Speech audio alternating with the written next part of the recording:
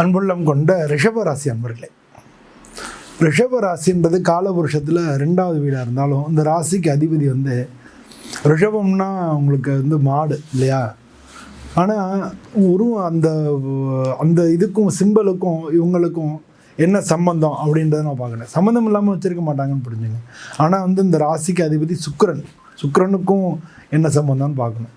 இவங்க என்ன பண்ணுவாங்கன்னா ஒரு ரிஷபராசிக்காரங்க யார் சொல்கிறதும் கேட்க மாட்டாங்க. முதல்ல அவங்க என்ன நினைக்கிறாங்களோ அவங்களுக்கு கன்வின்ஸ் ஆனால் தான் ஒரு காரியத்தை செய்வாங்க. வேறு எவ்வளோ பெரிய ஆள்னு சொன்னாலும் அந்த காரியத்தை அவங்க செய்ய மாட்டாங்க. இந்த ரிஷபராசி அன்பர்களுக்கு அந்த ராசிக்கு அதிபதி சுக்கிரன்றதுனால நல்ல கலை உணர்வு இருக்கும். எல்லாத்தையும் அரவணைச்சிக்கு போகக்கூடிய எண்ணமும் இருக்கும். சொந்தக்காரங்களுக்கெல்லாம் நல்லது செய்வாங்க. ஆனால் இவங்க நல்லது செய்கிறதுக்காக அவங்கள்ட்ட எதுவும் எதிர்பார்க்கவும் மாட்டாங்க. இவங்க பாட்டுக்கு போயிட்டே இருப்பாங்க. இவங்க யாருக்காகவும் எதையும் விட்டு கொடுக்கவும் மாட்டாங்க. ஸோ அதனால இவங்க கொஞ்சம் பிடிவாதக்காரங்க மாதிரி தெரியும் மற்றவங்க பார்க்கும்போது.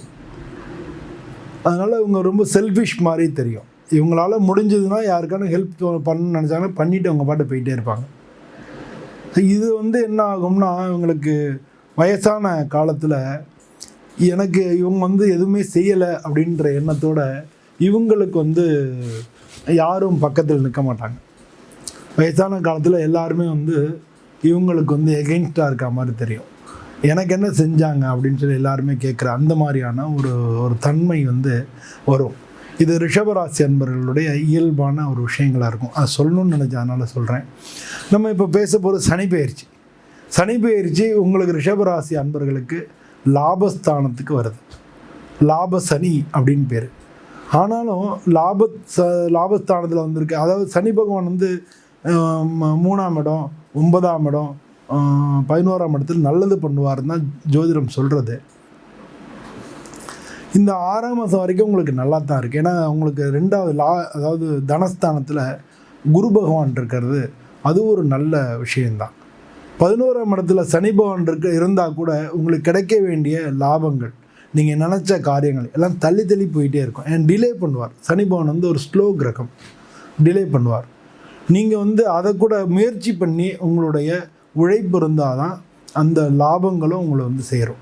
லாபங்கள் அப்படின்றது மட்டும் கிடையாது. நீங்கள் ஒரு இடத்துல வேலை பார்க்குறீங்க, வேலை பார்க்கறதுனால உங்களுக்கு வர வேண்டிய உயர்வுகள் அது தள்ளி போயிட்டே இருக்கும். அதெல்லாம் கொஞ்சம் கொஞ்சமாக தான் வரும். ஆனால் ஒரு முக்கியமான விஷயம் என்னென்னா, இந்த குரு பெயர்ச்சி சனி பகவானை பார்க்கறதுனால உங்களுக்கு அதெல்லாம் நடக்கிறதுக்கான வாய்ப்புகள் தான் அதிகமாக இருக்குது. நீங்கள் எதிர்பார்த்துட்டு இருந்த முன்னேற்றங்கள். ஏன்னா 11ஆம் இடத்துக்கு அதிபதி குரு பகவான் உங்களுக்கு 8ஆம் வீட்டுக்கு அதிபதி. அதனால் மறைவான வருமானங்கள் அப்படின்னா நீங்கள் டிஏ பில்லு இது மாதிரி நமக்கு வர வேண்டிய இன்சென்டிவ், இந்த மாதிரி வர வேண்டிய பணங்கள் இருக்கு இல்லையா, அதெல்லாம் கமிஷன், இந்த மாதிரி வர வேண்டிய பணங்கள் பெண்டிங் ஆகிட்டே இருந்திருக்கும். அதெல்லாம் கண்டிப்பாக இந்த காலகட்டத்தில் வரும். அதனால் நீங்கள் இன்னொரு தொழில் பண்ணிக்கிட்டு இருந்தீங்க. இப்போ நம்ம நிறையா பேர் என்ன பண்ணுறாங்க, வேலை பார்க்குறாங்க, கூடவே ட்ரேடிங் பண்ணுறாங்க. உங்களுக்கு 5ஆம் இடத்துக்கு அதிபதி புதன்றதுனால ட்ரேடிங் பண்ணுவாங்க. இல்லை சைடில் இன்னொரு பிஸ்னஸ் பண்ணுறேன்னு சொல்லி ரியல் எஸ்டேட் பண்ணுவாங்க. இல்லை சைடில் ஃபினான்ஸ் பண்ணுவாங்க.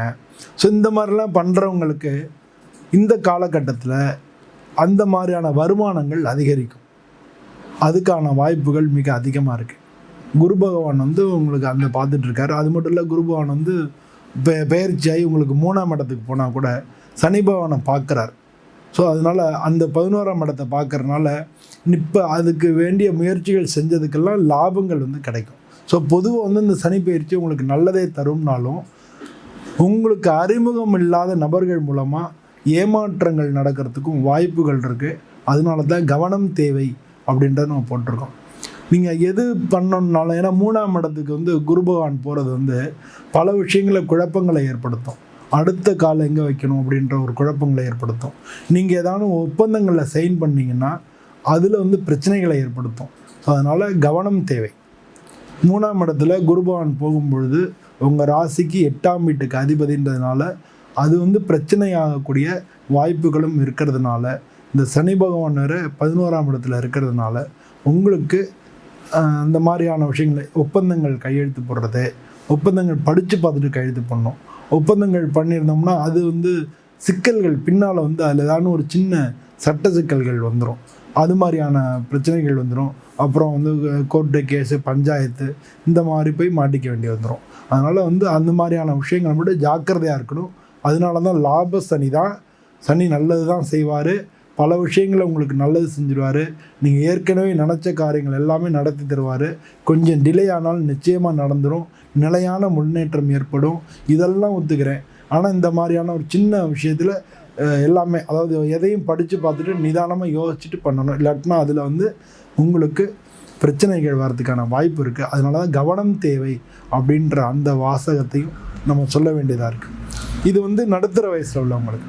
சரி, படிக்கக்கூடிய மாணவர்களுக்கு அப்படின்னா உங்களுக்கு இந்த வருஷம் வந்து நல்ல ஒரு பொற்காலம் அப்படின்னு சொல்லலாம் படிக்கிற மாணவர்களுக்கு. ஏன்னா 2ஆம் வாக்குஸ்தானத்தில் இருக்க குரு பகவான் இருக்கிறதுனால உங்களுக்கு அதுக்கான வாய்ப்புகள், மேல் படிப்புக்கான வாய்ப்புகள் எல்லாம் நல்லபடியாகவே கிடைக்கும்.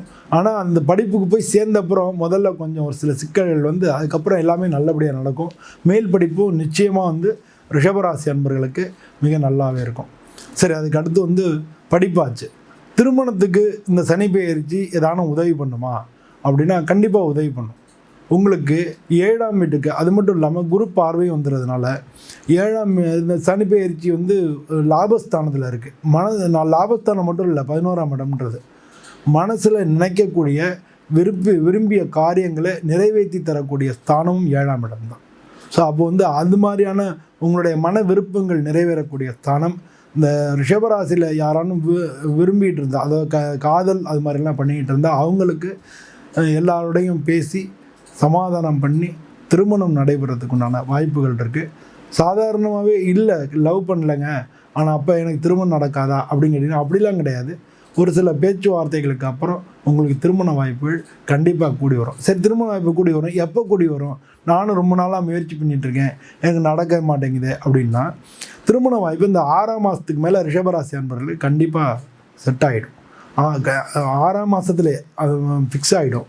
6ஆம் மாதத்துக்கு மேலே மேரேஜ் ஆகிடும். ஸோ அநேகமாக 7ஆம் மாதம் இல்லை 7ஆம் மாதத்தில் 9ஆம் மாதத்துக்குள்ளே ரிஷபராசி அன்பர்கள் திருமணம் நடக்கிறதுக்கான வாய்ப்புகள் தான் மிக அதிகமாக இருக்குது.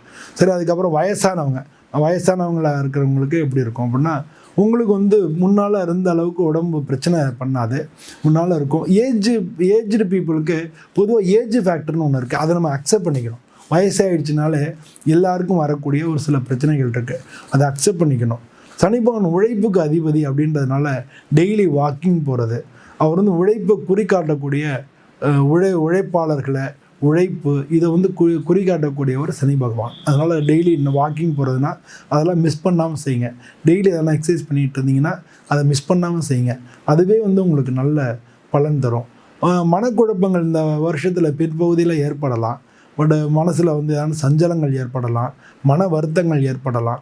இந்த மாதிரி ஏற்படும்போது தியானம் அந்த மாதிரிலாம் பண்ணிக்கலாம். கோயிலுக்கு போகிறது, தியானம் பண்ணுறது, சும்மா உட்காந்து ஒரு நாளைக்கு உட்காந்து எதுவுமே திங்க் பண்ணாமல் நான் 10 நிமிஷம் உட்காந்துருக்க போகிறேன் அப்படின்னு சொல்லி அதுக்கான முயற்சி பண்ணுறது, இதெல்லாம் வந்து நல்ல பலன்கள் கொடுக்கும். வீட்டில் 5 முகம் விளக்கு ஏற்றி, குத்து விளக்கில் 5 முகமும் ஏற்றி பூஜை பண்ணுறது, இதெல்லாம் வந்து உங்களுக்கு நல்ல பலன்களை கொடுக்கும். அதுவும் மகாலட்சுமியை வணங்கினீங்கன்னா நிச்சயமாக நல்ல பலன் கிடைக்கும். அதுவும் சனி பெயர்ச்சிக்காக நீங்கள் ஏதாவது பரிகாரமாக பண்ணணும், உங்களுக்கு சனி தசை நடக்கிறது, இந்த மாதிரியெல்லாம் இருக்கிறவங்க வந்து கண்டிப்பாக நீங்கள் சனிக்கிழமை அன்னைக்கு சனி பகவானுக்கு விளக்கு போடுறது, இல்லாட்டினா திருப்பதி வெங்கடாஜலபதி பெருமாளை போய் பார்க்குறது, அப்படின்னா பக்கத்தில் இருக்கக்கூடிய பெருமாள் கோயிலுக்கு போகிறது, இதெல்லாம் உங்களுக்கு நல்ல பலன்களை கொண்டு தரும். பொதுவாக சனி பெயர்ச்சி உங்களுக்கு லாப சனி தான், ஆனாலும் கவனமாக இருக்கணும். இந்த வீடியோ பிடிச்சிருந்ததுன்னா லைக் பண்ணுங்கள், ஷேர் பண்ணுங்கள், கமெண்ட் பண்ணுங்கள். இதே மாதிரி இன்னொரு வீடியோவில் உங்களை மீண்டும் சந்திக்கிறேன். அனைவருக்கும் நன்றி, வணக்கம்.